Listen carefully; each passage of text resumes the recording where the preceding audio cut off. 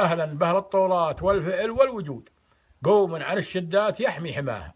يوم العرب ما بين سايد ومسيود، بني مكلب ثافي ويدري ذراها. يتلون شيخ على سبق القود، اللي هاجت الهيجة ودارت رحاها. عدوهم يلقى غرابيل وزهود، وصديقهم يلقى النعيم وحلاها. معهم قضينا قرن ولا بعد زود، قوم الربينا بعزها وفي حجاها.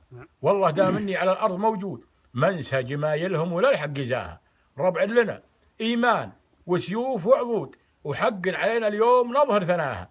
الله يحييهم على البن والعود، بديار قوم ما تذلق صراها. واهلا بهم إعداد مرز الرعد واخضر العود، وإعداد نسمات الشمال وهواها. واهلا بهم عد أيامها البيض والسود، وإعداد من كبر مكة وجاها. يتلون شيخ النمر ومن فهود، ويرمون للوحوش الضواري عشاها. تاريخهم بين واضح ومشهود، ملجأ لمن لاذ وتلاجأ ونصاها.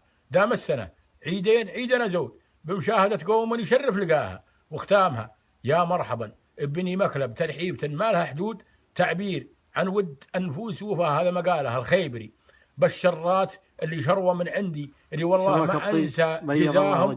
لما حط بقبري لسويل محريثان، وللشيخ فوزي محمد، وللشيخ مد الله دعيجة، وفي شرات الودين واشتغيشم المزودي. هذول رجال خيرهم سابق ببطوننا. والله والله ثم الله اني ملحق جزاهم، انا يا واحد اني ملحق جزاهم. جزاك صح. وقلت القصيده هذه بهم، اقول بسم الله الرحمن الرحيم، اقول بديت بسم اللي دعا الناس للرضا، الواحد المعبود رب العبادي.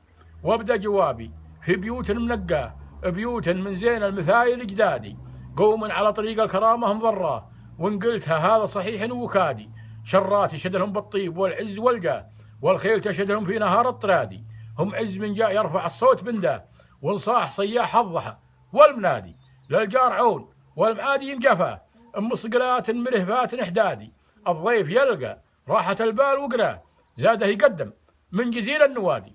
الزاد من فوق الرحايل جلبناه، من فوق عير يقطع عنا الجلادي. واللي يوصل بيوتنا ما ذخرناه، يقدم الضيف الله طعاما وزادي.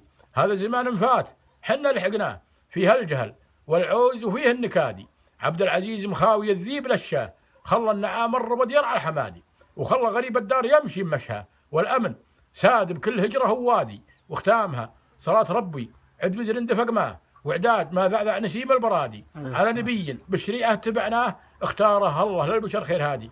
والله يا جماعة الخير، والله ثم الله اني لو اكتب من ذرة الشمس لمغيبها، اني ملحق جزء الرجال يشروا من عندي، ولكن اطلب من الله ان الله يعوضهم الجنة اخير وابرك من هالدنيا هذه كلها، وسلامة كنت سالم يا ابو وليد. جزاك الله خير وصحة لسانك. امين.